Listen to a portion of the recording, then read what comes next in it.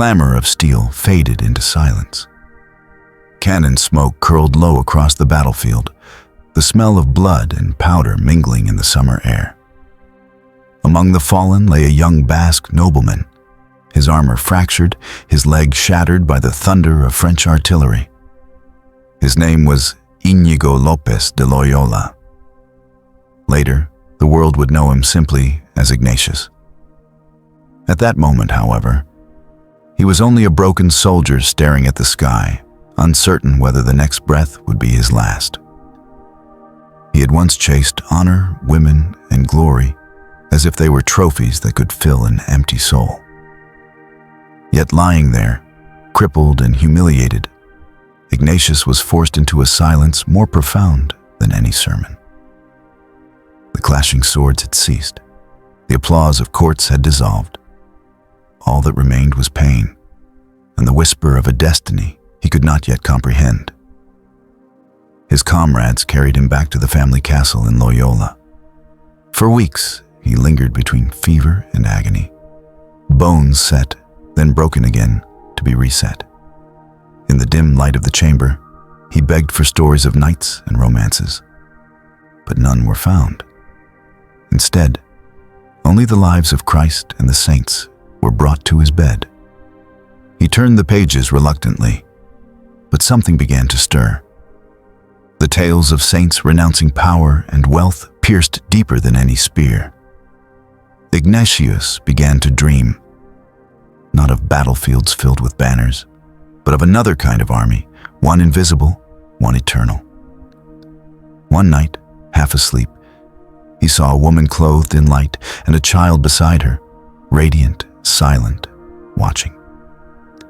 He woke trembling. The visions multiplied. Sometimes they brought consolation, like fire warming a frozen heart. Other times, they burned like fever. He began to write them down, sketching not only images, but methods, disciplines of thought and prayer that could train a mind as strictly as a sword arm. His pain had become his forge. His defeat had become his weapon. When he finally rose from his sickbed, his limp was permanent. But so too was the new path before him. He laid aside noble garments and dressed in rough cloth. He traveled on foot to the shrine of Montserrat, where beneath the Black Virgin he laid his sword upon the altar, as if surrendering the last remnant of his old life. That night, he kept vigil, once a knight of earthly kings, now pledging himself to a different sovereign, one unseen. From Montserrat, he wandered to a cave at Manresa. There he remained for months, nearly a year, consumed with fasting, prayer, and visions. Locals whispered about the strange hermit who scourged himself and scribbled furiously into notebooks. In the darkness of that cave, the blueprint of the Jesuits was born. Not yet an order, but an idea. Ignatius was no longer a soldier chasing glory. He was a strategist of souls, testing methods that would one day shape empires. His notes became what we now call the spiritual exercises, a manual of the inner battlefield. Unlike monastic routines that relied on chants or cloisters, these exercises were sharp, almost military drills for the imagination. Every sin dissected, every temptation catalogued, every vision pursued until the soul could be steered with precision. Ignatius was shaping not monks, but disciplined operatives for a war unseen, a war for minds, hearts, and nations. The cave gave birth to an army of shadows. By 1534, Ignatius had drawn around him a small circle of companions, students, thinkers, wanderers, men captivated not by monasteries, but by the fire in his words. In a chapel on Montmartre Hill in Paris, they took vows of poverty and chastity, binding themselves to a mission yet unformed. They dreamed of Jerusalem, of carrying the cross to the farthest corners of the earth. But their pilgrimage would not be of deserts and sandals. It would be of courts, kingdoms, and secret rooms where decisions of history were made. The young knight-turned-visionary now had a company. What he lacked was a banner. Rome would provide it. When Pope Paul III granted approval in 1540, the Society of Jesus was born. The Jesuits, a new order, but unlike any that had come before. Benedictines had prayed in abbeys, Franciscans had begged in rags, Dominicans had preached in town squares. But Jesuits would go anywhere, do anything, obey without question. They were not monks. They were shock troops of the papacy. Ignatius had risen from the ashes of his broken leg with a weapon more dangerous than any sword. Absolute purpose. The battlefield had shifted. His soldiers would wield not lances, but languages. Not shields, but silence. Not banners, but the seal of the Pope. And in whispers that grew across Europe, people began to wonder, had the Church just armed itself with an army more dangerous than any king could command? Ignatius did not answer. He simply wrote, prayed, and commanded, his limp echoing like a drumbeat in every hallway he entered. The wounded knight had become the general of an invisible legion, and history itself was about to be reshaped by the footsteps of his men. The cave at Manresa was not vast.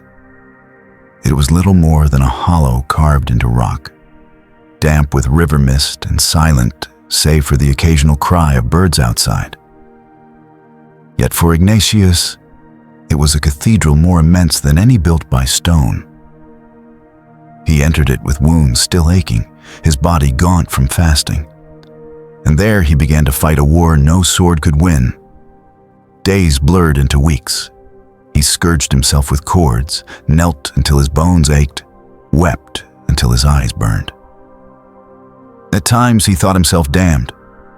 At other moments he saw light so radiant that it filled him with unbearable joy.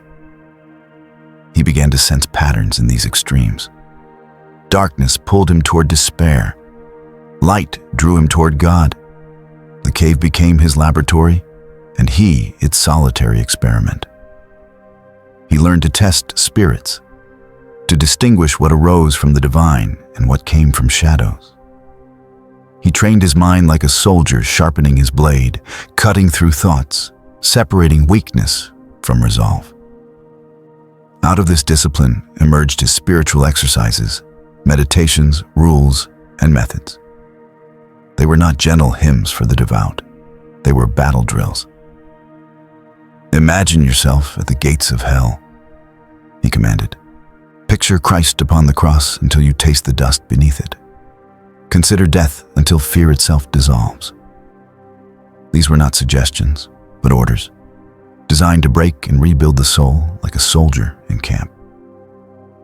In that silence, Ignatius began to gather clarity. He no longer desired to be a wandering hermit.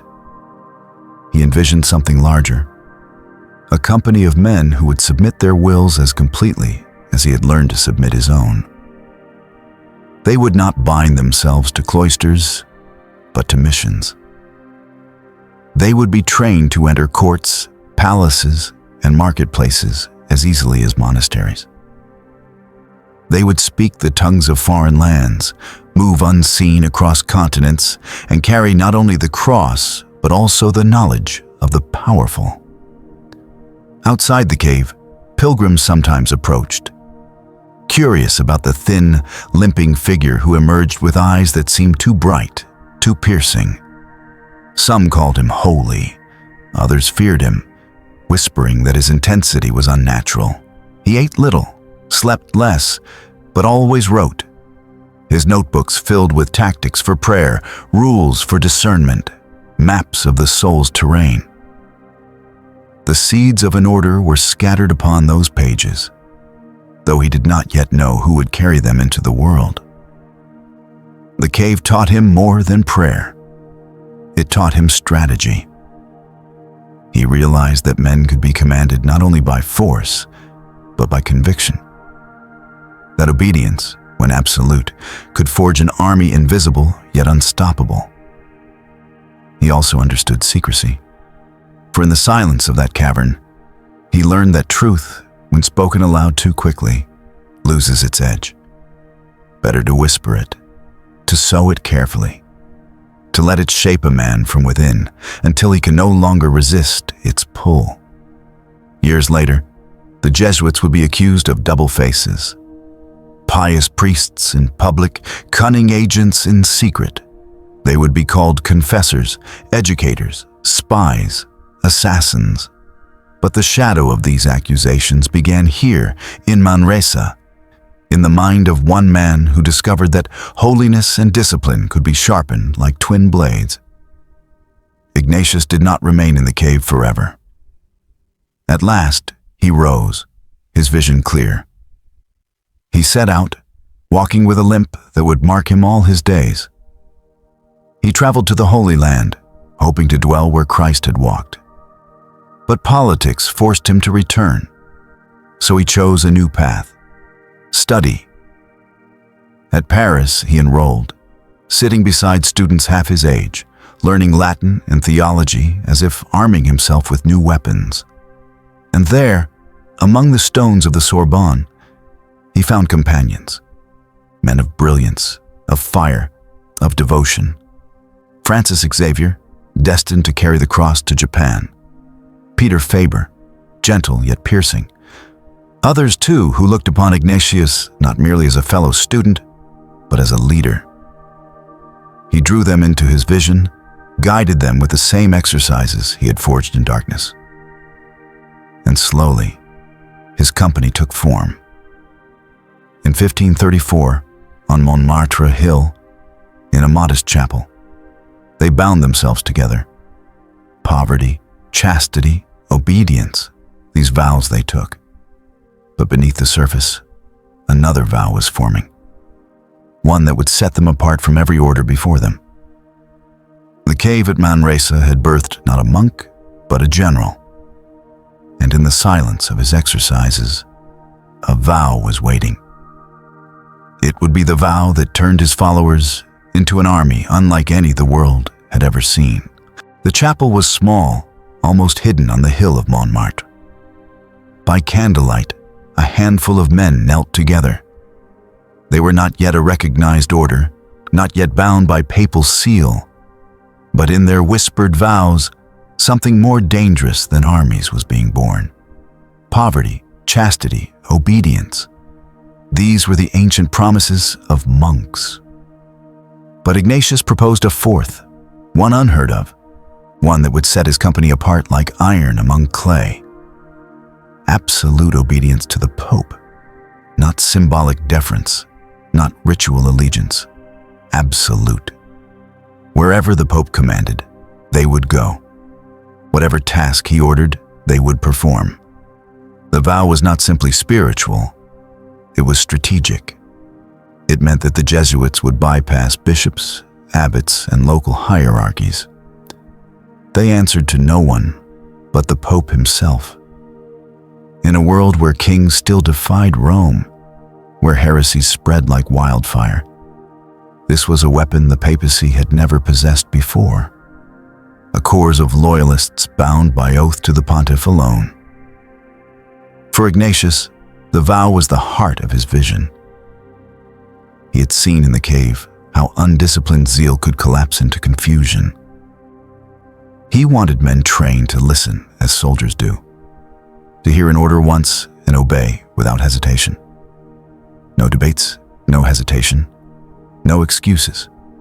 Obedience, swift as the drawing of a sword. He even wrote of it with ruthless clarity. The Jesuit must be like a corpse in the hands of his superior, like a staff that bends wherever it is directed. This was not the gentle surrender of monks to abbots. It was the militarization of obedience. It created a chain of command more rigid than any monastery had known. The Jesuits would become a company, and Ignatius their general. But above him, higher than any earthly king, stood the Pope. The vow was controversial even in its time. Some clergy murmured that such obedience was dangerous, even reckless. To make men instruments of a single will, was this not perilous? Did it not place too much power in Rome's hands? Yet to Ignatius and his companions, it was liberation. They believed that by placing themselves entirely at the Pope's disposal, they freed themselves from hesitation. They became like arrows loosed from a bow, their trajectory fixed, their strike unstoppable. And so the Jesuits became the Pope's shock troops. Where rebellion flared, they were sent. Where heresy spread, they appeared. Where the Church's enemies grew strong, Jesuits moved in silence. They traveled to India, to Brazil, to Japan. They became confessors to kings, tutors to princes, missionaries to tribes, observers in courts. They moved with one purpose: to serve, to defend, to extend the authority of the papacy across a fractured world. To their allies, they were saints in motion. To their enemies, they were something darker. Rumors grew of their oath, whispered with fear. The Jesuits would kill without question if ordered, that they would bend any rule, wear any mask, infiltrate any circle, all for Rome. Whether true or not, the vow itself gave rise to suspicion. For absolute obedience is a power as dangerous as it is rare. The Fourth Vow became their mark, their seal, their secret. A Jesuit was not simply a priest. He was a soldier in black, his cassock the uniform of an army whose general was unseen, whose commands were whispered from the Vatican's heart. The vow was never recited to outsiders. It was guarded, mysterious, known only to those who entered fully into the order's ranks. And so the legend grew. In taverns and courts, nobles muttered of Jesuit plots, of assassinations, of sudden deaths that followed confessions. In secret pamphlets, their vow was rewritten as a license for treachery. As if Jesuits swore to lie, steal, poison, and kill in the Pope's name. Much of it was rumor, exaggeration. Yet behind the rumors lay a truth. The Jesuits were unlike any other order. Their vow had made them into instruments of Rome, and their silence was more terrifying than open threat. For if a soldier wears a sword, you can see the danger. But if a priest kneels beside you, listens to your sins, guides your conscience, and obeys a vow you do not understand, how can you defend yourself against such a force? The Fourth Vow had transformed Ignatius's company into something new. Not cloistered monks, not wandering friars, but an army without borders, bound to a commander unseen, willing to march into deserts, jungles, courts, or battlefields. An army armed not with lances, but with obedience sharper than steel. And from this vow, the shadows lengthened. For once an army obeys absolutely, its reach has no limit. And the world began to ask, what will these men in black robes do when the Pope whispers his command? Before dawn, a small bell sounded in a house off a narrow Roman street. Footsteps moved like a soft drumbeat across stone floors. Candles were lit. A table was cleared. Maps were unrolled, held flat by ink bottles and a smooth river stone. The room smelled of wax and damp linen. No banners, no swords, only parchment, seals, and a list of names. Orders were not shouted.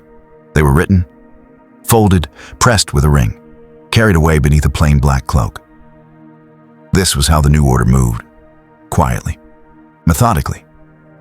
Not the clamor of an army mustering in a field, but the almost inaudible choreography of a command being born. A man in the next room, scar across his leg, eyes steady, reviewed letters from Venice, Lisbon, Goa, Paris. Some reported conversions. Some asked for men who could handle mathematics, or medicine, or languages that bent the tongue into new shapes. Some were thick with worry, wars, heresies, famines. Each letter awaited the same thing, a decision from Rome, a line of ink that would send a man across oceans. Ignatius had imagined it in the cave. Now he was building it in daylight. Not a monastery, but a headquarters. Not cloistered walls, but corridors of movement. He drafted rules, polished them, tested them, then polished again. His men would be trained in schools, not merely in chapels. They would learn rhetoric and astronomy and the frail geometry of the human heart. They would answer to superiors set in a chain so clear that hesitation would have nowhere to hide. They called the leader the superior general. The word general startled some. Monks had abbots, friars had ministers, bishops had mitres. None of these spoke of war. But Ignatius heard another rhythm beneath the title. The world itself was a field. The church, he believed, was an embattled column on the move. If the enemy was confusion, the countermeasure would be precision. So he built a structure that breathed discipline. A general in Rome, provincials across Europe and beyond, rectors governing houses and colleges, prefects guiding studies, novice masters shaping the raw beginnings of a vocation. The line of command ran clean and unbroken, like a blade. Training was not a season. It was a long winter. A man entered as a novice, stripped to simplicity, learning to obey before he learned to teach. He rose for prayer before the city had fully woken, served silently, studied relentlessly. Then came philosophy, years of it, until arguments could be taken apart and reassembled like clockwork. Then teaching, because to teach was to learn one's own mind. Then theology, deeper water still, where words were chosen as carefully as medicine. At each stage, a superior watched, listened, weighed. Where is this man strongest? Languages, numbers, the wounded, courts, ships. His life became an instrument tuned to a key he did not choose. When the day came, he would be sent. Their rules were precise, but they did not bind the order to immobility. Jesuits would not be required to chant the hours in choir, lest the clock of the day anchor them to one place. Their habit would be plain black, so as to pass in city or village without spectacle. Their houses would include schools, because forming the next generation was both shield and spear. They would keep lists, catalogs of skills, illnesses, temperaments. They would write annual reports from mission fields, letters that read like weather reports from far edges of the earth. Storms endured, seeds planted, losses counted, hopes kept. The desk became their drum, the mailbag their trumpet, the ship's deck their marching ground. It looked nothing like an army from a distance. Yet stand close, and the pattern emerged. A command given in Rome could ripple outward in days, then weeks, then months, until a harbor heard it and a ship lifted anchor. A provincial could request a teacher fluent in Greek and Arabic. A rector in Coimbra could send a name. Rome could approve. Venice could arrange passage. The machine moved with oil-slick smoothness when it worked well. When it jammed, Ignatius wrote again, adjusted, clarified, insisted. His letters often carried a tone not of sentiment, but of steel lined with patience. They kept another discipline many found hard to name, call it interior transparency. Superiors requested not only reports of external work, but glimpses of the inner terrain, fears, consolations, temptations, strengths. It was not gossip. It was a map of the psyche, drawn so that assignments could fit the soul like a key fits a lock. To some, this seemed intrusive. To Ignatius, it was simply strategy. A general should know the strengths of his soldiers, and a soldier should know his own fault lines before battle. Outside the walls, people watched. Some admired the efficiency. Bishops, weary of chaos, saw in these men a remedy. Teachers who arrived on time, preachers who spoke with clarity, confessors who did not flatter. Others felt unease. The chain of command ran past dioceses, past local customs, all the way to the Pope. What if this machine served not charity, but policy? What if the ink on those orders carried something more than pastoral intent? The order's motto appeared on letters and book spines like a quiet signature, "To the greater glory of God." Simple words, easy to say. Yet in them, critics heard an edge. Whose definition of greater? Whose account of glory? If a college formed of princes to be devout and obedient, was that sanctity or strategy? If a confessor learned the secrets of a king, was that medicine or leverage? The questions gathered like dusk in the corners of parlors and courts. Inside, the men in black kept to their rhythm. Rise, pray, read, teach, hear, decide, depart. They took ships to Brazil where rivers rolled like living cables through the jungle. They climbed onto mule tracks in the Andes where clouds tore on mountain spines. They sat in Japanese tea houses, learning syllables that fell like rain. Always the same unseen signal, go. Always the same unspoken return address, Rome. The more finely the order was tuned, the more the tale of it grew. Enemies began to tell it as a story with sharper edges. Not educators, but operatives.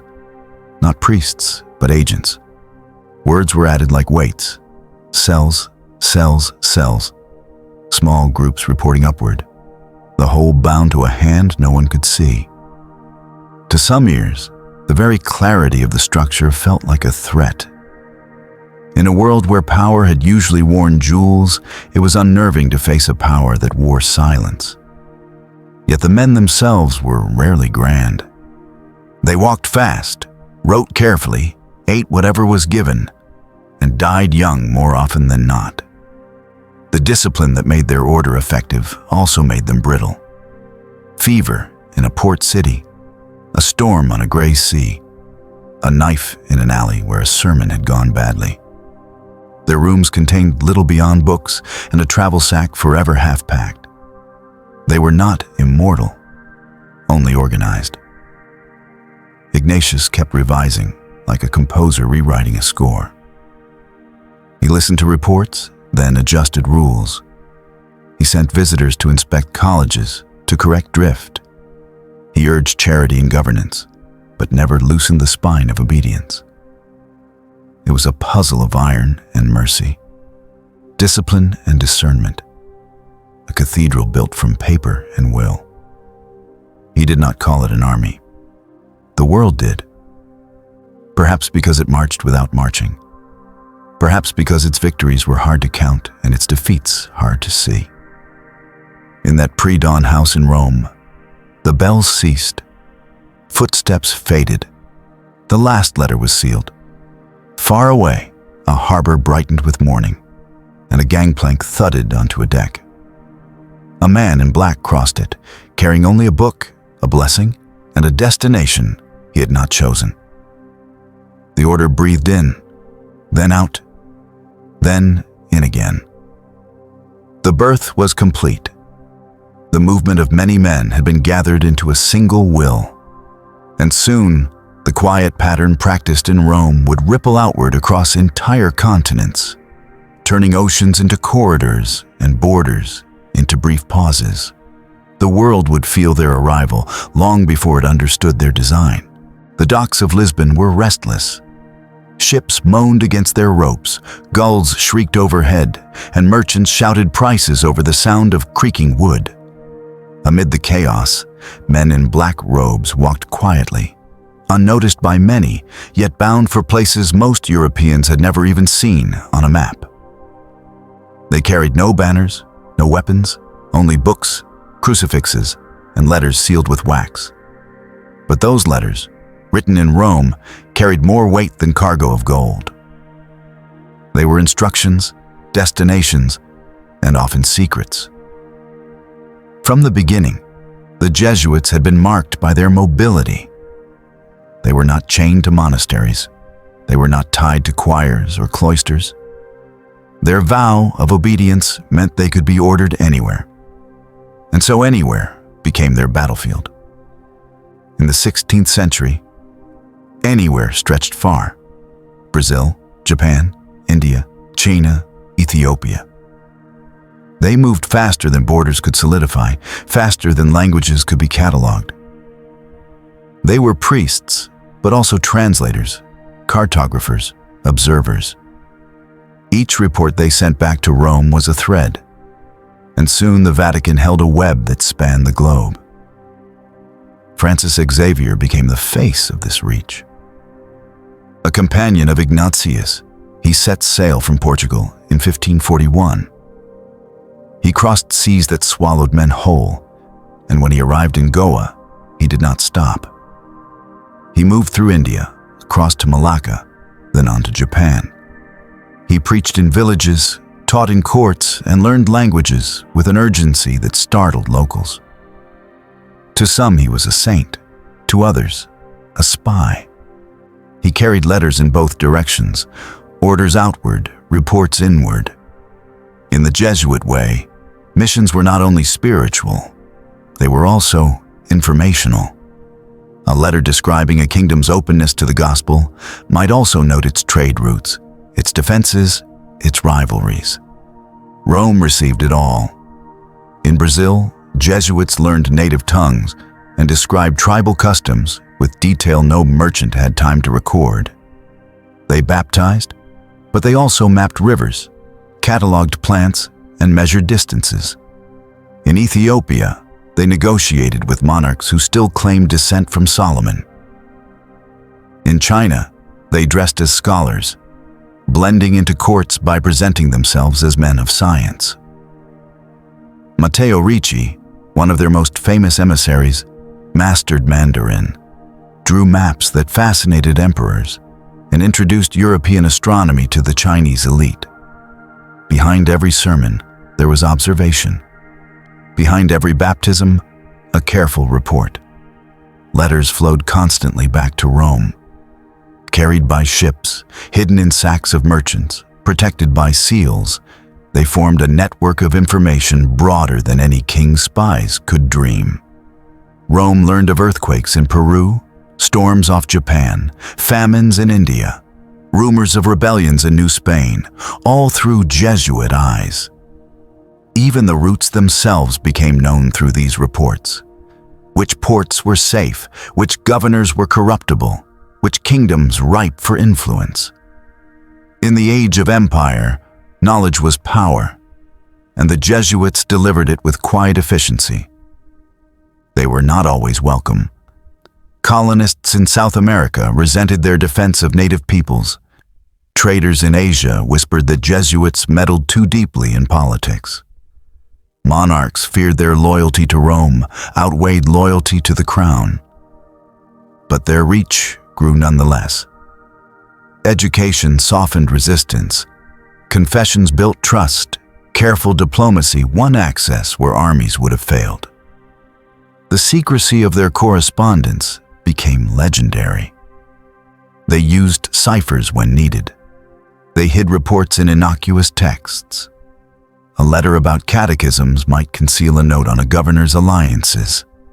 A diary of travels could contain a subtle warning about hostile fleets.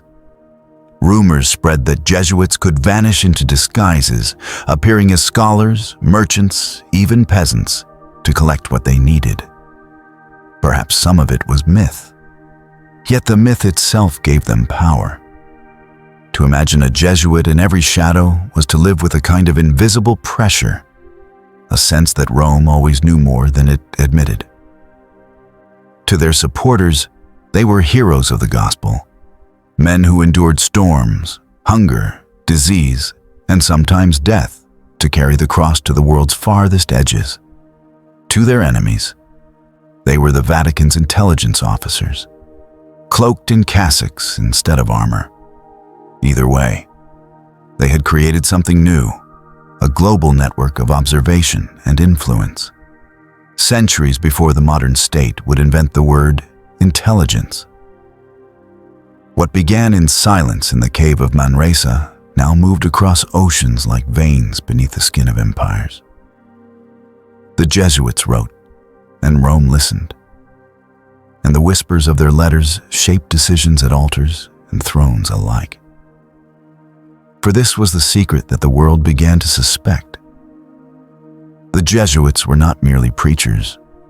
They were messengers of two gospels, one of faith and one of information. And in that double current, the papacy gained an advantage no king could easily match. In Rome, beyond the marble halls of basilicas and the public gaze of cardinals, there was another office. Its doors were plain, its walls unadorned, but the man inside commanded more than robes or ritual could suggest. He was the superior general of the Jesuits. To the world, the Pope in white was visible, seated on the throne of Peter. But within the shadows of the Vatican's orbit, another figure was whispered of, the Black Pope. The title was not official. It was not written in bulls or decrees. It was a name born of rumor, fear, and the realization that power sometimes hides in silence. The superior general wore black, as did all Jesuits. He did not claim papal infallibility, nor sit in St. Peter's chair.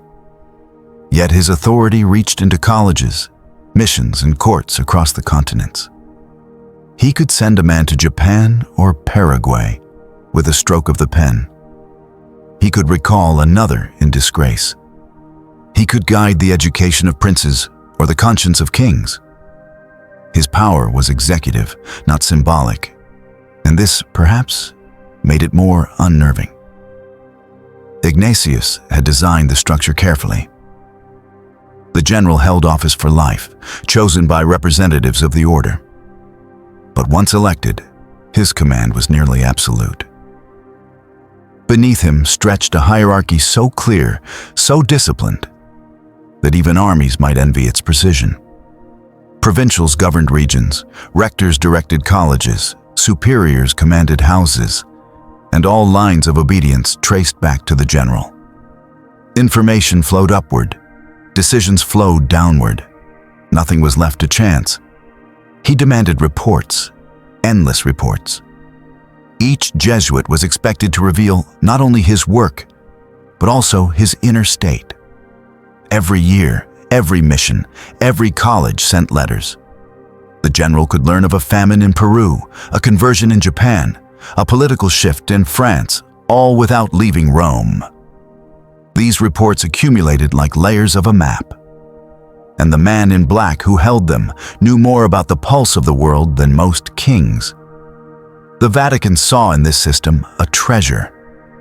Loyal soldiers whose first vow was obedience to the Pope. But monarchs saw something else. A rival network of influence. If the general in Rome could instruct a Jesuit confessor in Madrid, then he could touch the conscience of the Spanish king without ever setting foot in Spain. If he could order a rector in Paris, he could shape the minds of France's future statesmen. And always, the general himself remained in shadow.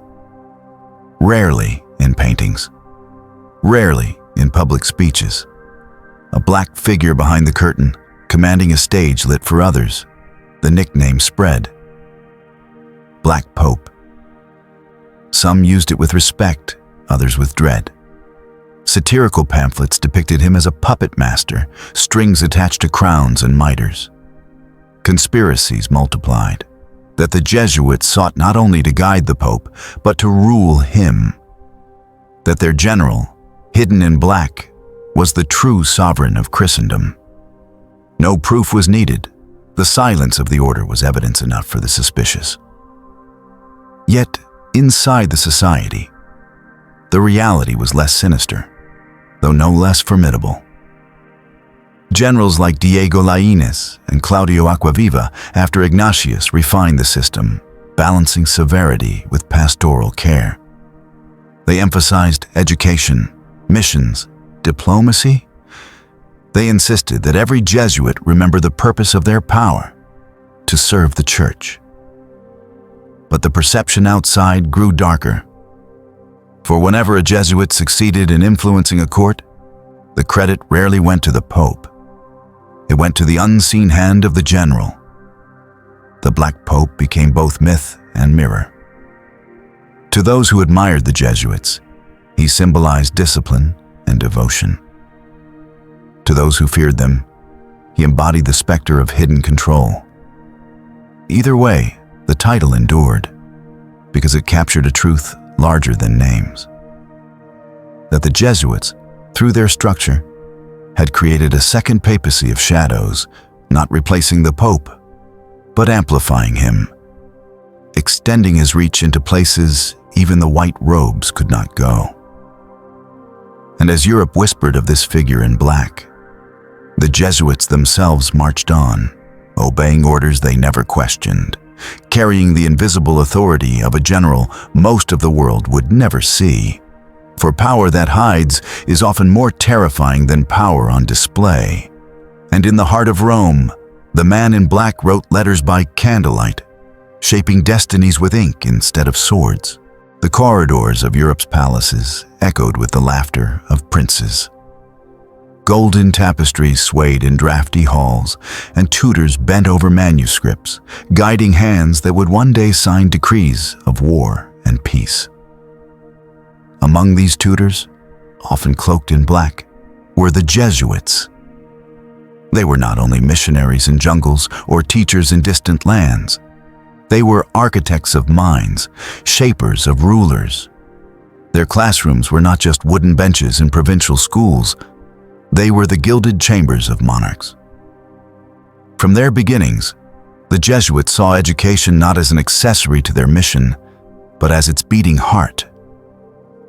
Ignatius had insisted that his men learn thoroughly languages, philosophy, theology, mathematics. Knowledge was their armor, words their weapons. And with schools, they could pass this armor to others. They established colleges in cities across Europe: Paris, Rome, Lisbon, Vienna, Prague. Their methods were meticulous: memorization, debate, theater, rhetoric. Students learned not only to think, but to persuade. They learned to carry themselves with discipline, to speak with conviction, to write with precision. It did not take long before nobles noticed. If you wished your son to rule wisely, send him to the Jesuits. If you wished him to defend the faith, send him to the Jesuits. Soon the order became synonymous with elite education. By the early 17th century, they ran hundreds of schools, training thousands of students, many of whom would ascend to thrones, parliaments, and bishoprics. A prince raised by Jesuits carried in his mind the imprint of Rome. But their influence reached deeper still. Education was the visible tool. Confession was the hidden one. Jesuit priests, known for their calm presence and penetrating questions, became confessors to kings and queens. Behind the heavy curtains of royal chapels, monarchs knelt, whispered sins, and sought guidance. In those whispers, secrets flowed: political hesitations, fears of rebellion, doubts about alliances. A confessor was not meant to wield power, but who could deny the influence of a man who knew the soul of a king? France offers the clearest example. Jesuit confessors guided Louis XIII, Louis XIV, and members of their courts. Spain, too, felt the same touch. In Vienna, in Lisbon, in Poland, black robes moved quietly through the chambers of power. They did not command openly, they did not sit on thrones, but they whispered in ears that decided the fate of nations. Their enemies saw in this not guidance, but manipulation. Was the Jesuit confessor merely forgiving sins, or was he steering policy? If a king abandoned one alliance and pursued another, was it his own will or Rome's unseen hand? The suspicion spread like cracks in glass. Satirical prints show Jesuits pulling strings, turning monarchs into puppets. Pamphlets accuse them of twisting consciences, excusing sins when it suited politics, condemning them when it did not. The phrase Jesuitical entered common speech, meaning sly, devious, too clever by half. Yet the reality was more complex. Many Jesuits did sincerely guide their royal penitents toward piety and humility. Some counseled restraint, mercy, or reform. Others no doubt pressed harder, pushing rulers toward decisions that favored Rome. The line between spiritual care and political leverage blurred until even contemporaries could not distinguish it. To supporters, the Jesuits were guardians of faith, protecting monarchs from corruption. To critics, they were corrupters themselves, wrapping ambition in the veil of holiness. The schools themselves carried a quieter but perhaps greater influence. A boy raised in a Jesuit college absorbed not only Latin and rhetoric, but also a way of seeing the world. He was taught that order mattered, that obedience brought harmony, that loyalty to the church was inseparable from loyalty to truth. When that boy became a minister or king, he carried with him the shape of thought Jesuits had carved. Nations were guided not only by royal decrees, but by lessons once spoken in classrooms smelling of ink and wax. By the late 16th century, the order had become the most powerful educational force in Catholic Europe. Their colleges rivaled universities. Their graduates filled courts. Their confessors bent close to monarchs. And everywhere, rumors multiplied. Were they saints forming holy rulers, or strategists planting seeds of Rome's dominance? Perhaps they were both. Perhaps Ignatius had seen it from the start, that to win the future, one must shape not the battlefield, but the classroom. To hold the crown, one must first whisper into the ear that would wear it. And so kings studied with them. Kings confessed to them. Kings were shaped by them. The Jesuits built no castles of stone, yet their fortresses stood inside the minds of rulers, where decisions of war and peace were born. The chapel was dark, lit only by candles that flickered like watchful eyes. Curtains muffled the sounds of the court outside. A king entered quietly, shedding the weight of crown and scepter for a moment of vulnerability. He knelt, and through the lattice of a wooden grill, a voice asked softly, "Confess your sins, my son." This was the confessional, the sacred chamber where souls were laid bare. For centuries, priests had listened to peasants and nobles alike. But in the hands of Jesuits, the confessional became more than a ritual. It became an artery that carried the most delicate knowledge from the hearts of rulers into the silence of Rome. Confession, by its nature, was absolute. Every weakness could be admitted, every hesitation revealed. Kings whispered of fears of assassination, doubts about alliances, guilt for betrayals, even unspoken ambitions. Queens spoke of rivalries at court, the suspicions of heirs, the secrets of diplomacy whispered on pillows. Generals admitted atrocities, envoys confessed bribes, ministers unburdened plots. And the Jesuit confessor, sworn to secrecy, absorbed it all. The seal of confession forbade them to repeat a word. Yet influence is not always in repetition, it is in counsel. A confessor did not need to betray secrets to wield them. He needed only to shape the conscience of his penitent. My son, this alliance is dangerous for your soul. My daughter, this cruelty will weigh upon you. Simple words, clothed in spiritual concern, could tilt the decisions of monarchs. A policy abandoned, a treaty delayed, a war reconsidered, and all of it under the guise of saving the ruler's soul. The Jesuits mastered this subtle art. Their training in discernment, born from the cave of Manresa, gave them insight into the movements of hearts. They could read hesitation, detect pride, encourage humility, or bend ambition toward obedience. A king who trusted his Jesuit confessor trusted him completely. And complete trust is indistinguishable from control. Rumors spread quickly. Pamphlets accused Jesuits of turning the confessional into a throne room of shadow. They were said to absolve kings of sins in exchange for policies favorable to Rome. They were accused of excusing regicide if it served faith, or of whispering approval to schemes that aligned with papal desires. Whether true or not, the suspicion poisoned their image. For what could be more frightening than priests who knew every secret of kings? Some stories became legend. A Jesuit confessor in France was said to have steered Louis XIV toward a policy of absolutism by blending theology with political theory. Another in Spain was accused of manipulating the royal conscience until the empire itself seemed directed from Rome. In Austria, confessors whispered caution during wars, softening emperors into hesitation. In Poland, they urged devotion that conveniently aligned with papal alliances. No documents prove every charge, yet the pattern grew too visible to dismiss. Where crowns were worn, Jesuits often stood in the shadows, listening. But it was not only kings and queens. The confessional reached into every level of society.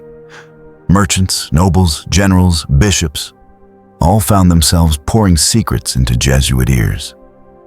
Each priest was forbidden to repeat what he heard.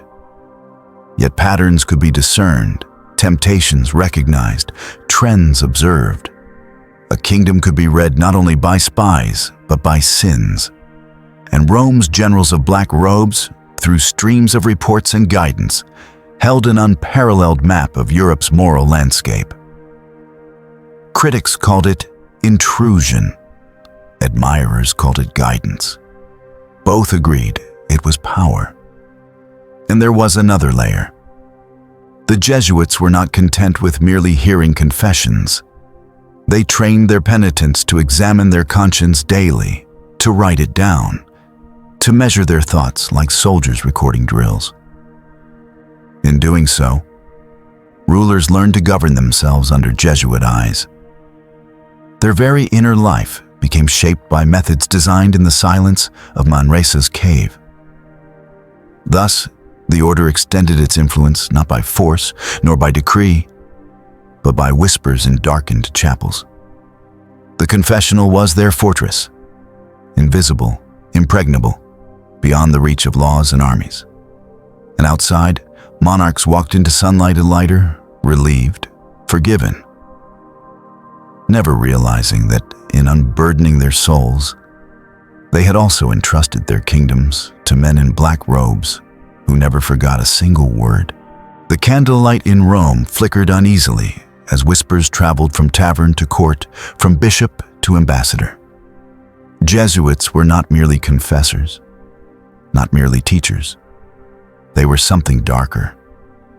Their vow of obedience, their silent networks, their unseen general. These gave birth to rumors that clung like shadows. Whispers told of poison slipped into chalices, of documents forged with flawless hands, of rivals vanishing suddenly, their deaths unexplained. In the 16th and 17th centuries, Europe was a furnace of intrigue. Kings rose and fell, thrones passed violently, and enemies of Rome were many. Whenever a death seemed too timely, too convenient, suspicion turned toward the black robes. A noble dies the night before signing an edict against Rome. Jesuit poison, they said. A Protestant preacher collapses at dinner. Jesuit cunning, they murmured. Even when plague or chance might explain it, the legend grew. The Jesuits had daggers in their sleeves, poison in their rings, and ink as sharp as steel. One story haunted courts for generations: the death of Pope Clement XIV. He had dared to suppress the Society of Jesus in 1773 under pressure from monarchs who despised their power. A few years later, he was dead, sudden, sickened, and surrounded by rumors. Did Jesuits poison him in revenge? The Church never proved it. Historians debate it still. Yet the whisper lingers that no one crossed the Jesuits without cost. Even their skill with words became suspect. Their letters, written in coded language, were said to hide conspiracies. A sermon, some claimed, could be a signal to an assassin. A school play, an allegory for rebellion. Their very eloquence turned into accusation. Too clever, too polished, too slippery. Thus was born the word Jesuitical, meaning deceitful, an argument that twists truth until it bends like wax in fire. The Inquisition, too, stained their name. Jesuits were not its only agents, but many believed they guided it in silence, shaping verdicts, identifying heretics, sharpening questions until resistance broke. To confess under Jesuit scrutiny was to confess under shadow. Torture chambers became linked, in rumor if not always in fact, with their cold precision. Were they the executioners of the Vatican, cloaked in prayer, or merely the intellectual advisors to harsher men? No one knew. And in not knowing, the myth grew sharper. Political pamphlets across Protestant Europe painted them as assassins of conscience and state alike. The Pope's secret killers. One track thundered. They bend their vow of obedience into license for murder. Their detractors imagined hidden manuals teaching the art of poison, of disguise, of subtle killing in the name of Rome. No such manuals have been found. Yet the absence of proof only thickened suspicion. If they were masters of secrecy, why would anyone expect to find their tools? Even allies felt unease. Monarchs who welcomed Jesuit confessors still feared their reach. What if the same priest who forgave their sins also plotted their downfall? What if Rome decided a king was more dangerous than useful? To kneel before a Jesuit was to kneel before an unknown blade, some thought.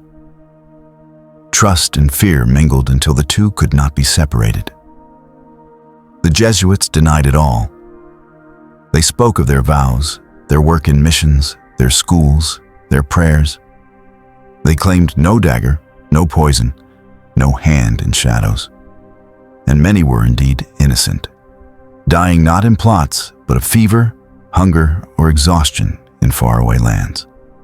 Yet innocence matters little once rumor becomes legend.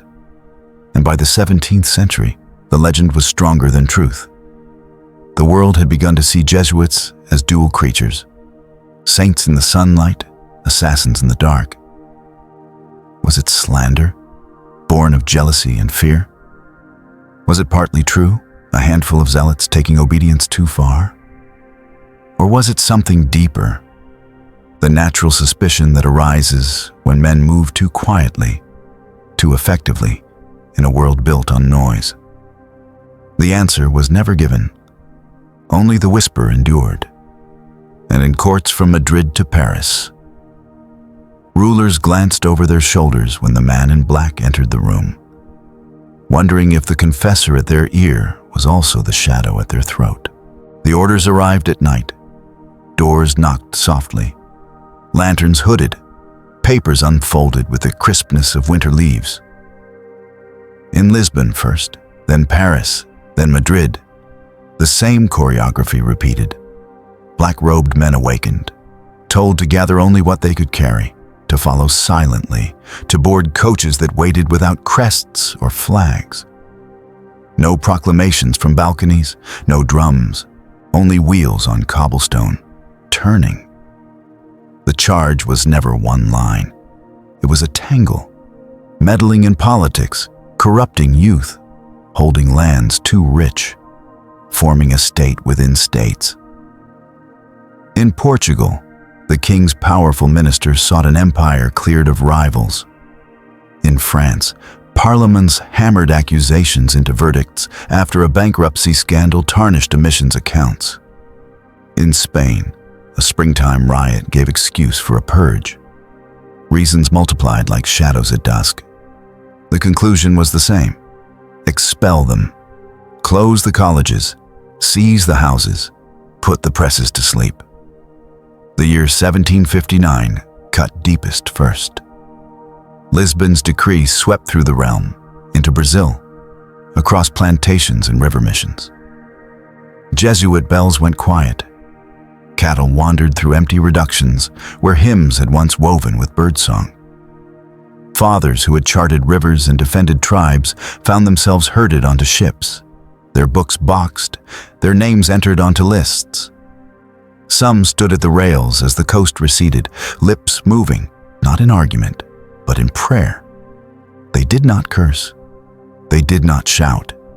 They held to the discipline that had shaped them. Accept orders. Move when commanded. Keep silence. France followed, 1764. Court whispers hardened into laws. Schools that had trained princes pulled down their banners. Libraries darkened. Students watched their tutors vanish like mist. Satirical prints danced through Paris, Jesuits as puppeteers, Jesuits as masked assassins, Jesuits as spiders over maps of Europe. In salons, clever men spoke as if a spell had broken, and all would now be freer, wiser, brighter. Yet on certain mornings, a few noticed the halls felt colder. Precision had left the classrooms. Spain acted in 1767. The arrests were choreographed by the hour, so no rumors could outrun the king's intent. At dawn, in city after city, doors opened to soldiers. Fathers were given minutes, sometimes moments, to choose a coat, a breviary, a relic or two pressed flat between pages. Carts rolled toward ports while roosters were still asleep. In Naples, in Sicily, in Parma, decrees echoed the same syllables. Cast them out. End the shadow. On the roads, they were strangely ordinary. Hundreds of men in black, dusty hems, worn shoes, faces thinned by study and years of travel. They did not look like the monsters of pamphlets. They looked like teachers at the end of term. They prayed as they walked, not to return. Few dared hope that, but to remain faithful in whatever field would receive them. They did not know that the field ahead was a desert. For a while, they clung to the edges. Some were allowed to live as secular priests, stripped of their order's name. Some found shelter in foreign towns. Others fell sick in transit and were buried far from the colleges they had built. Their letters, once precise reports to Rome, became scattered notes, addresses, requests, a line of consolation to a friend now, somewhere on the road between exile and hunger. The machine that Ignatius had tuned like a clock began to lose time. Wheels spun without cogs to catch. Then came 1773. Rome itself, after years of pressure from crowns that feared the black-robed network more than any army, raised the pen. A brief was issued. The Society of Jesus was suppressed, not by rumor now, not by secular decree, but by papal hand. The words fell with the weight of iron into every chapel and school that still held breath. Superiors resigned. Houses surrendered their keys. The name that had bound thousands of men into a single will dissolved like ink in water. The world said, "Finished." The secret killers had been killed by secrecy's master, paper. Yet power misjudged something. It mistook an order for a building, a network for a letterhead, a vow for a sentence that could be erased. Structures can be dissolved. Habits cannot. Discipline, once trained into bone, keeps moving long after orders stop. The expelled Jesuits did what they had always done. They kept teaching wherever they were tolerated. They kept hearing confessions whenever a door opened. They kept writing in margins when printing presses were seized. Even their silence continued to frighten their enemies. It is difficult to banish a rumor when its subject does not protest. And there was another strangeness. Not every throne obeyed Rome's decree. In the north, a sovereign read the papal brief, set it aside, and refused to publish it. The men in black were not expelled there. They continued their schools, their lessons, their quiet rhythm. In another kingdom, a ruler skeptical of Rome, yet fond of learning, made space in his realm for those same teachers to remain. They adapted. They taught mathematics and maps to children whose fathers read Voltaire.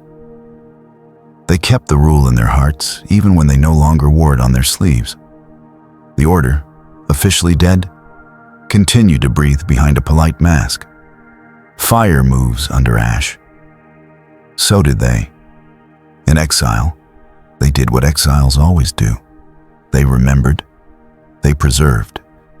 A textbook copied by hand, a method guarded like a family recipe, a directory of names kept discreetly up to date. Letters no longer addressed to a general still found their way to the men who had once been his eyes and ears. The line of obedience, cut at the top, reknit itself along friendships and habits. They had been trained to map interior landscapes. Now they mapped the path of survival. Critics mocked, "Without Rome, you are nothing." But the old exercises had taught them the opposite. Without everything, God remains. They read their lives as one more meditation on stripping away attachments. Name, house, office, authority, gone. What remains? Purpose. Even in the most secular corners where they found refuge, they became again what they had first been. Confessors in back rooms, teachers in borrowed chambers, guides for souls who still sought a compass in an age of thunder. Time kept its slow pace. Students missed their teachers. Parents complained that the new schools lacked rigor. In the colonies, governors discovered that the empty spaces the Jesuits left behind did not fill easily. Mission fields thinned. Trades faltered where trust had once been built painstakingly, village by village. A few ministers quietly asked whether the cure had been worse than the illness. Yet the black robes did not argue. They waited. Waiting is a tactic when one has been trained to fight without noise. Years piled upon years, each a thin page in a book no one was allowed to publish. The men who had once carried letters across oceans now carried only memory. But memory, when shared in small rooms, becomes an ember. It warms, it endures, it waits for breath. In certain cities, a familiar bell began to sound again. Not loud, not public. A class gathered. A confessional opened. A missionary catechized a child in a language banned in polite parlors. The world had declared an end. The world found itself listening to a faint continuation. Exiled, dissolved, finished. And yet, the shadow remained. Not because shadow is invincible, but because it follows shape. The shape Ignatius had carved into men, obedience, precision, patience, could not be legislated out of existence. You can scatter stones. You cannot scatter a rhythm. It reappears wherever men breathe in time. Before long, north winds changed. Empires quarreled and fell. Thrones trembled. The very crowns that had demanded suppression toppled or dwindled. In the cracks of that shaking, an old name stirred.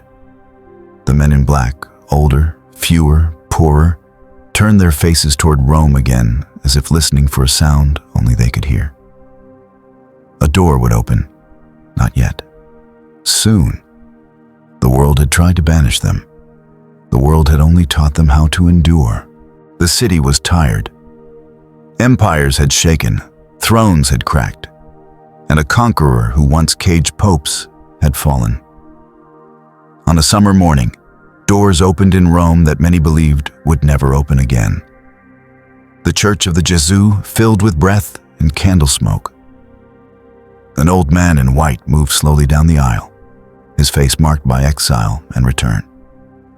He paused before a tomb of dark stone, the tomb of Ignatius. He prayed. Then he signed his name. A brief was read. A silence followed, the kind that happens when history changes its gait. The Society of Jesus was restored. It had been 41 years since the order was dissolved on paper.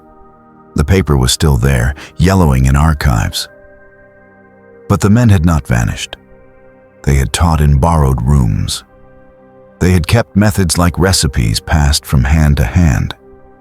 They had lived as secular priests who still woke at the same hour, who still examined their conscience by the same rule, who still wrote letters in a tone shaped by obedience that had no address. Now a voice in Rome called to them again, and the echo traveled far. North, where a ruler had once refused to publish the suppression, the line had never fully broken. From that winter shelter came messages, names, records meticulously kept during the storm. A general, long stranded among those snows, was summoned by the new warmth. The machine that had rusted began to turn, slowly at first, then with a sound like memory remembering itself. Houses reopened, not grandly, quietly. A bell reappeared in a courtyard where weeds had grown. A classroom was swept, a desk was repaired. A crucifix was rehung where a painting had been removed in anger. Students returned out of curiosity, then stayed for the rigor. A noble wrote that his sons learned again to argue without cruelty and to calculate without haste. A fisherman sent his boy to the city because the men in black taught Latin and, somehow, hope. The plan of studies, long hammered, long tested, the ratio, was pulled from trunks and straightened.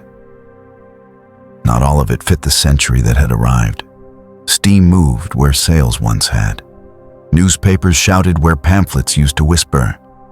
Revolutions had taught crowds to speak in the plural. The old methods were tuned to new noise. Theater remained, because humanity still listened when stories walked. Rhetoric remained, because power still answered to sentences. Mathematics deepened, because the world now spoke in machines. Natural philosophy took a clearer place, because creation had begun to be measured by instruments that ticked even in the dark. New missions formed, not to repeat the past, but to read it carefully. The reductions in Paraguay were gone, but the memory of community, of protecting the weak by organizing them, became a lesson carried into other frontiers. In the young western lands across an ocean, a school rose near a river where wagons creaked. In India, men learned again the languages that had waited through the silence. In Africa, a novice wrote home that the stars there seemed closer, as if the sky itself were leaning down to listen. The confessional reopened its lattice. Kings were fewer now, their crowns dimmed by assemblies and constitutions. But consciences remained. Ministers knelt. Generals hesitated. Industrialists whose factories glowed all night sought the quiet of a small chapel because numbers did not absolve, and profit did not forgive. The Jesuit manner, listening without hurry, questioning without spectacle, fit the new century like well-worn gloves. Influence no longer needed a throne. It needed a desk and a door that closed. The nickname returned with the men. The press, livelier now, found Black Pope too pleasing a phrase to abandon. Satirists drew again the figure in black pulling strings, this time not only over kings, but over newspapers, parliaments, laboratories. A rumor said their new empire was made of ink. A Another said wires carried their will as easily as letters had carried it once. In taverns, one heard that a Jesuit could sway an editor with a glance. In salons, one heard that a Jesuit could ruin a minister with a single confession. The order answered as it always had, with work. They published. A periodical began that seemed to breathe in time with Rome, its tone measured, its arguments sharp, its pages like a slow drumbeat beneath political clamor. Their schools debated the new philosophies, not by shouting them down, but by dissecting them until the glamour loosened. They trained engineers who prayed in the mornings and calibrated instruments in the afternoons. They advised bishops who now spoke to nations that read broadsheets instead of edicts. The method was unchanged. Observe, judge, act. Only the scenery had shifted. The century did not welcome them without relapse. Revolutions flowered and burned. Barricades rose and fell.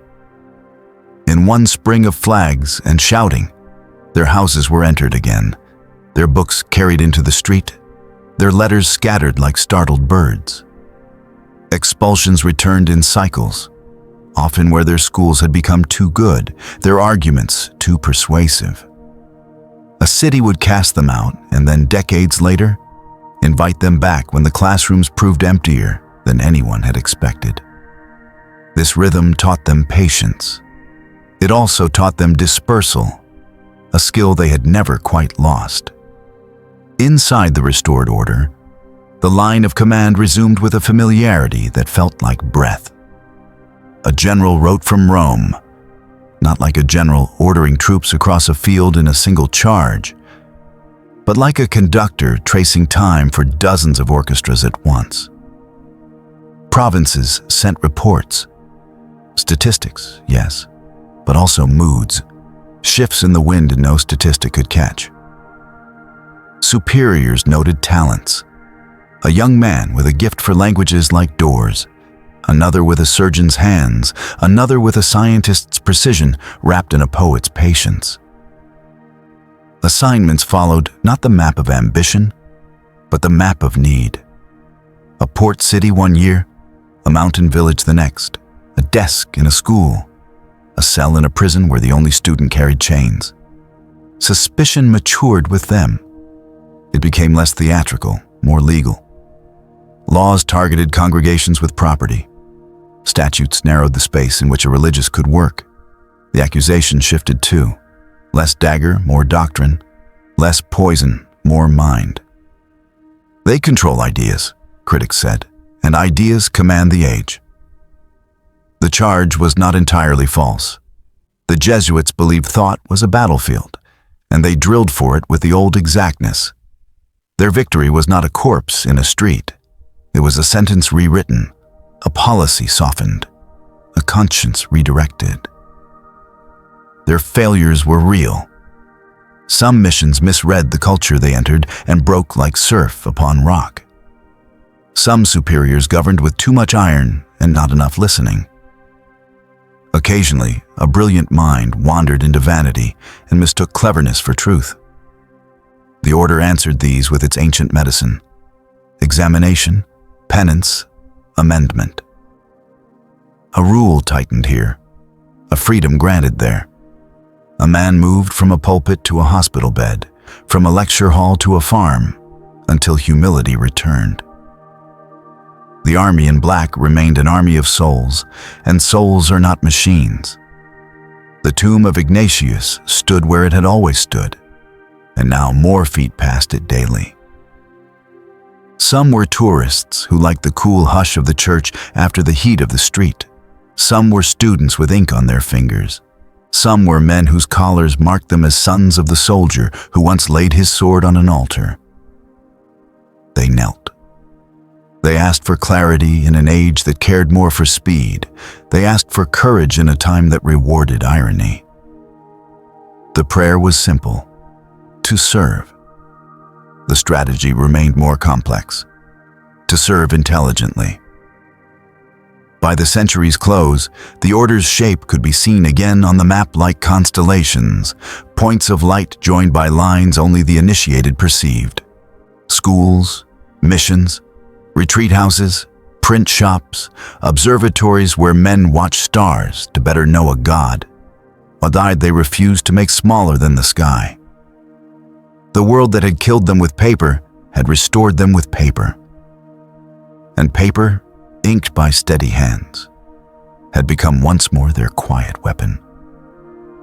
Were they saints returned to mend what revolutions had torn, or strategists slipping into gaps that kings and parliaments had left? The answer moved, as answers do when history breathes. Their black robes crossed courts and alleys, parliaments and ports, factories and forests. They spoke softly. They listened long. They obeyed quickly. And the city that had watched them die on parchment now watched them live in corridors again, not with triumphal music, but with footsteps that sounded like a pulse. A door had opened. The army had remembered its march, and the world, surprised to find them still there, began again to ask the same old question in a new light. If they can be erased and yet return, what exactly are they made of? Cloth, rule, memory, or something more stubborn that moves beneath all three? An obedience so complete it passes through death as if death were only a pause in the sentence. The 19th century unrolled like a storm-tossed banner. Thrones cracked, flags changed, and the voice of the crowd grew louder than the voice of kings. In Paris, barricades rose. In Vienna, cannons echoed through narrow streets. In Rome itself, mobs shouted for liberty while popes fled into shadows. It was an age of upheaval, and wherever upheaval raged, eyes searched for the Jesuits. They were never far. Their colleges, once cradles of princes, now taught sons of merchants, artisans, and lawyers who would march with rifles or argue in parliaments. Their presses printed treatises defending papal authority, countering philosophies that called God an illusion and religion a chain. To conservatives, they were guardians of order in a world dissolving. To revolutionaries, they were obstacles, agents of a Rome that still clung to crowns when crowns were falling like autumn leaves. The accusations grew more violent. In France, the July Revolution of 1830 brought shouts that Jesuits had poisoned education, teaching obedience when liberty was needed. Riots targeted their schools. Again, in 1848, the year of revolutions, their houses were stormed. Black robes fled through alleys as fire licked the windows where students had once recited Cicero. To radicals, Jesuits were more than priests. They were spies of monarchy, architects of submission. Pamphlets thundered, "Drive them out, or freedom will never breathe." Yet in the very same years, ministers and generals sought them privately. A revolutionary might hurl stones at their colleges by day and confess in secret by night. A politician might denounce them in parliament, yet send his son to their schools because their mathematics and rhetoric were unmatched.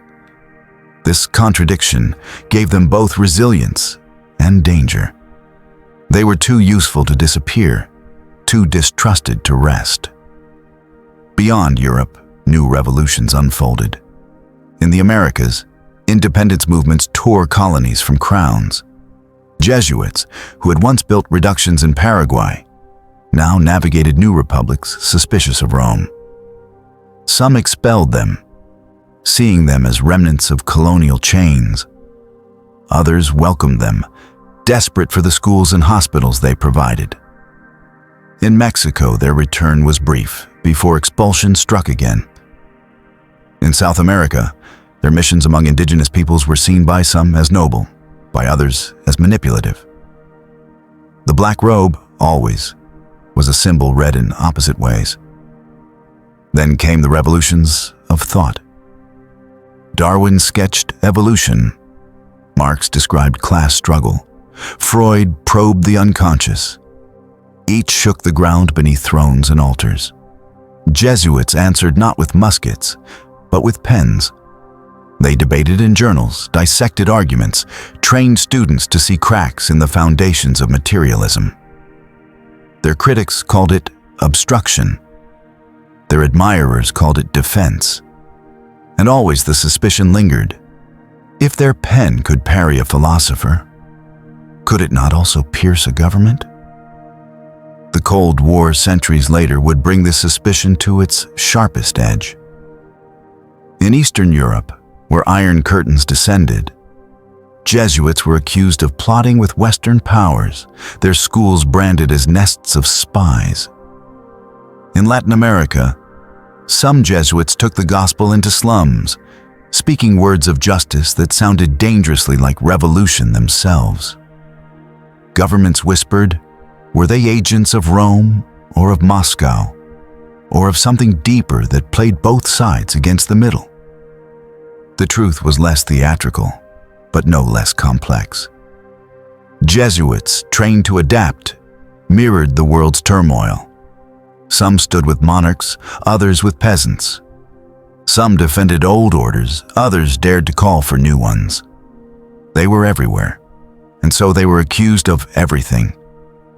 Conspiracies painted them as puppeteers of revolutions, or saboteurs of them, or secret architects of both. The myth was too useful to die. Whenever history trembled, someone declared, "The Jesuits are behind it." They survived by doing what they had always done, listening, observing, adjusting. When expelled, they slipped across borders. When silenced, they wrote in code or in subtle allegories. When banned, they taught under other names until the ban lifted. And in this persistence, they seemed less like men and more like a tide. You could push it back for a season, but it always returned. In the salons of Paris, one could hear them blamed for the guillotine. In the halls of Vienna, accused of orchestrating uprisings they had actually resisted. In the Americas, denounced as colonialists and radicals in the same breath. Contradictions clung to them like smoke after battle. Yet through it all, their schools filled again, their confessors heard again, their reports flowed again. By the end of the century, their name had become a cipher. Say Jesuit, and one man thought of saints who died in distant jungles. Another thought of spies manipulating cabinets. Another thought of assassins with poison rings. They were all wrong, and perhaps all right. For secrecy itself breeds legends, and the Jesuits had built their house from secrecy. And so the revolutions of nations, of thought, of industry, of ideology, all tangled with black robes moving quietly, too quietly for certainty. History did not prove they guided the wheel, but history could never prove they did not. And in that shadow, their myth thrived, as immortal as rumor itself. In the dim glow of 18th century lodges, candles flickered over symbols carved into wood and stone, compasses, squares, all-seeing eyes. Across Europe, the rise of Freemasonry filled salons and taverns with whispers of secret brotherhoods guiding revolutions and steering empires. And wherever whispers of Masons spread, another shadow was never far behind: the Jesuits. Some said the two were mortal enemies, locked in a silent war for the soul of Europe. Masons, with their symbols of reason and liberty, sought to unshackle mankind from Rome. Jesuits, bound by vows of obedience, worked to rechain it. In pamphlets, one was light, the other dark. In coffee houses, men argued, which power is greater, the lodges beneath city streets, or the black-robed order whispering in royal courts? Others believed something stranger. What if the two were not enemies, but twins? Their secrecy, their rituals, their reach across borders. Were they not mirrors of one another? A few dared suggest that Jesuits had infiltrated the lodges, wearing aprons instead of cassocks, turning symbols of geometry into weapons of theology. Some insisted the Masons themselves had borrowed their structure from Ignatius's army, copying their cells, their discipline, their silent chain of command. The rumors deepened. Hidden archives in Rome, it was said, contained proof of ancient knowledge guarded by Jesuits. Maps of lost continents, scrolls of forbidden gospels, even fragments of technology from civilizations drowned by the flood. Masons claimed such knowledge belonged to humanity, while Jesuits hoarded it for the Vatican. Each side accused the other of rewriting history. Each side accused the other of plotting to rule not only nations, but truth itself. The French Revolution fanned these suspicions. Who whispered in the ears of radicals? Was it Masonic lodges in Paris, planning the fall of monarchy? Or Jesuits in disguise, guiding the chaos so that, in the ashes, Rome might rise stronger? No one could prove it. No one could disprove it. And in that fog of uncertainty, legends multiplied. In the 19th century, as new republics rose, conspiracy writers blended the names until Jesuits and Freemasons became interchangeable villains. To some, every revolution was Masonic. To others, every counter-revolution was Jesuit. To the most suspicious, both were masks of the same hidden power, playing a game of shadows beyond the reach of nations. The shadow doctrine became a phrase murmured in corridors. The idea that Jesuits, more than missionaries or teachers, were engaged in a slow reinterpretation of Christianity itself. Not by rewriting the Bible with ink, but by reshaping how generations understood it. One line softened, another emphasized. A doctrine bent quietly until its meaning shifted. To critics, this was a conspiracy far more dangerous than poison or daggers. If true, it meant the order was not killing bodies, but remaking souls. The truth remains tangled. Freemasons built lodges across Europe and America, proclaiming liberty. Jesuits built colleges and missions, proclaiming obedience. Each distrusted the other. Each was accused of being the secret hand behind revolutions, assassinations, wars. Each thrived on secrecy, and secrecy always breeds suspicion. Whether enemies, rivals, or reflections of the same hunger, the two orders became symbols of an unseen war. In the imagination of history, the Masons lit fires in public squares while the Jesuits walked silently through corridors of power. One claimed to free mankind, the other to save it. And in their shadows, kings trembled, nations fell, and ordinary people whispered, "Who truly rules the world? Those who raise their cups in lodges, or those who kneel in silence before the Black Pope?" When the smoke cleared above St. Peter's Square in March of 2013, the world turned its eyes toward a balcony. White robes appeared, but behind them, history shifted with a jolt. For the first time in nearly 5 centuries of the Society's existence, a Jesuit had ascended the throne of Peter, Jorge Mario Bergoglio, a son of Argentina, now Pope Francis. The irony did not escape observers. For centuries, Jesuits had been accused of pulling papal strings from the shadows, of guiding popes like unseen generals. Now one of their own wore the tiara's successor, not in rumor, but in fact. The order once whispered of as assassins had placed a man not at the Pope's ear, but in the Pope's chair. Francis was not a caricature of power.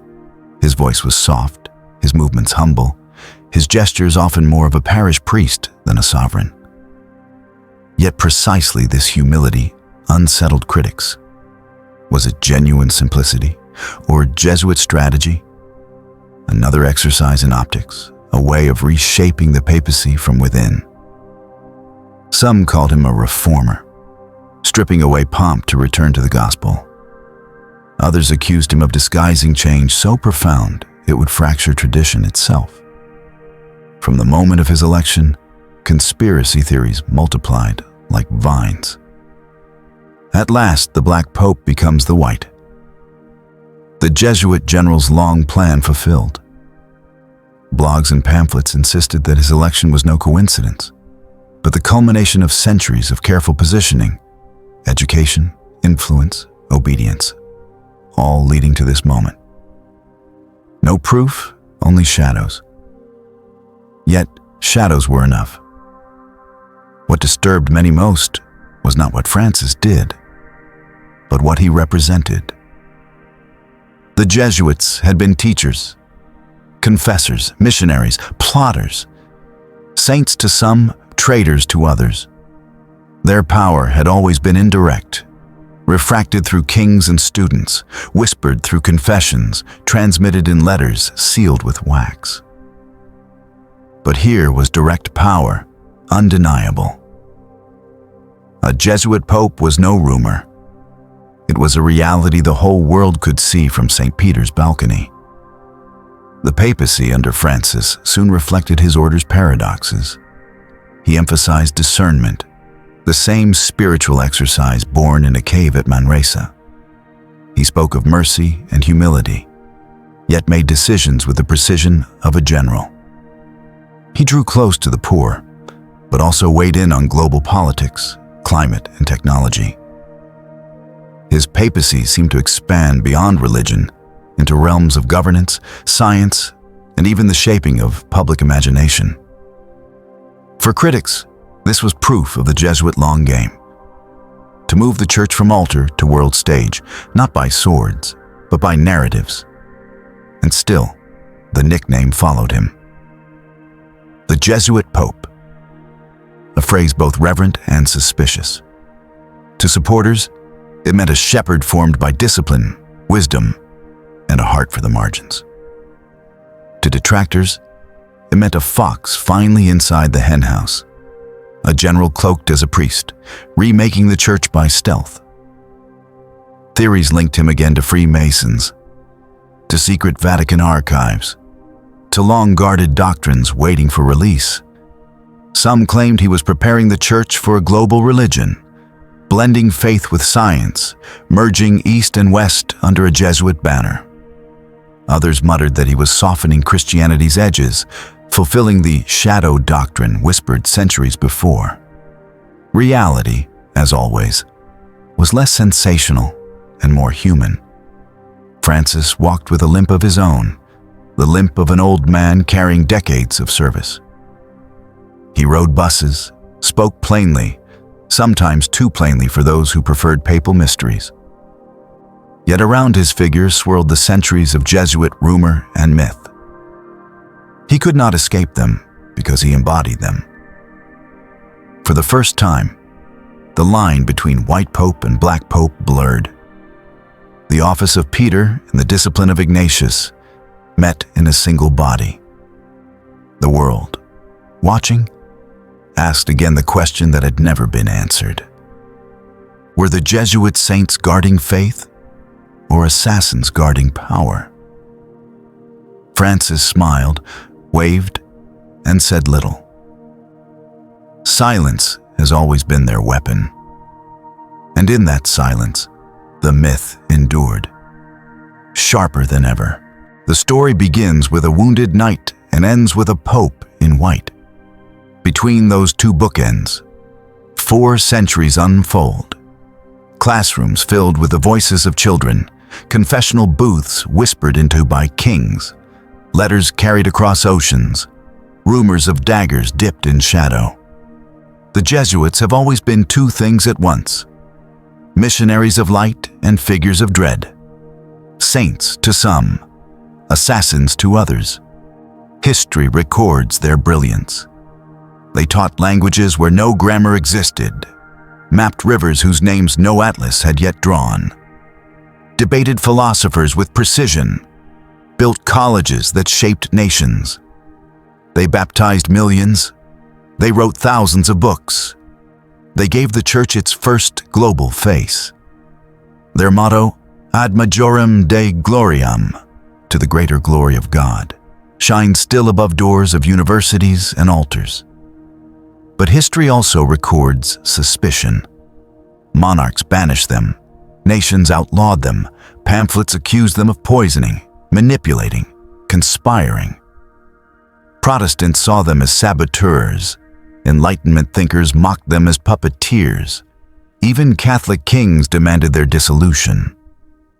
They were feared as Rome's invisible hand, a company of black-robed agents with secrets too deep to be named. And so the question remains, what are they?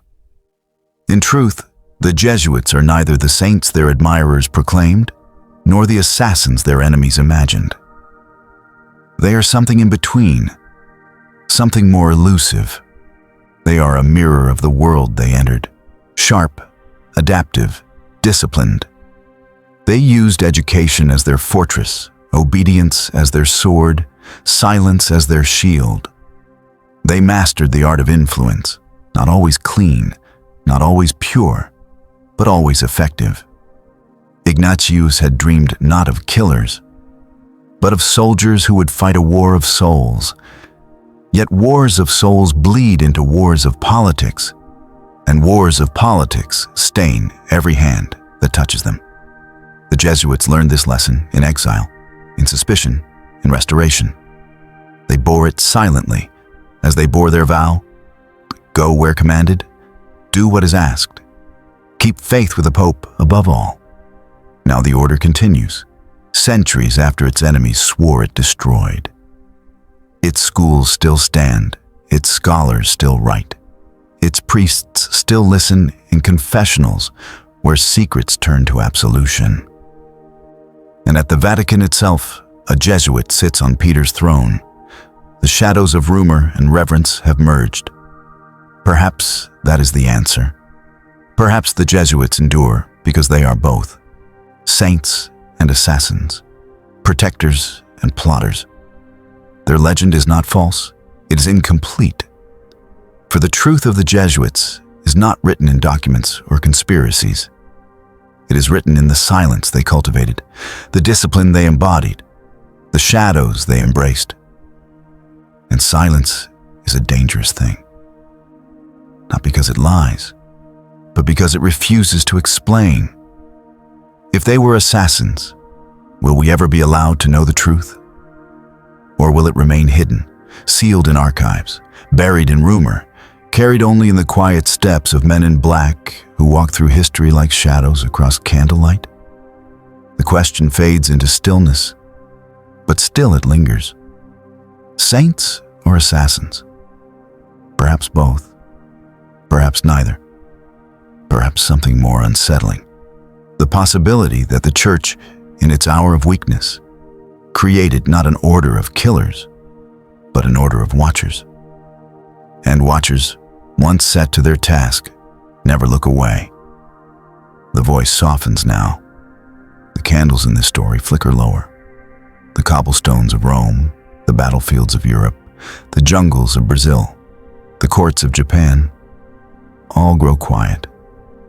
Black robes pass into shadow, and the echo of their footsteps slows until it is only memory. It is night, and the Jesuits remain. Somewhere, a teacher bends over a student's book, patient as ever. Somewhere, a priest listens to a penitent's trembling voice. Somewhere, in an archive no one is allowed to see, a document rests under lock, its words too delicate, too dangerous, or perhaps too ordinary to reveal. You do not need to decide tonight whether they are saints or assassins. Let the question remain unanswered, like the final note of a song left hanging in the air. What matters is the atmosphere they leave behind, the sense that history itself has corridors we have never walked, chambers we have never opened. Rest in that mystery. Let it be a lullaby of shadows and whispers. Imagine the sound of pages turning slowly in candlelight, the rustle of robes in a chapel where prayers linger like breath. Let the suspicion fade, let the curiosity soften. The world will argue tomorrow. Tonight, you may simply listen to silence. The Jesuits move still, but only as shadows across a dream. And dreams, like history, do not always reveal their end.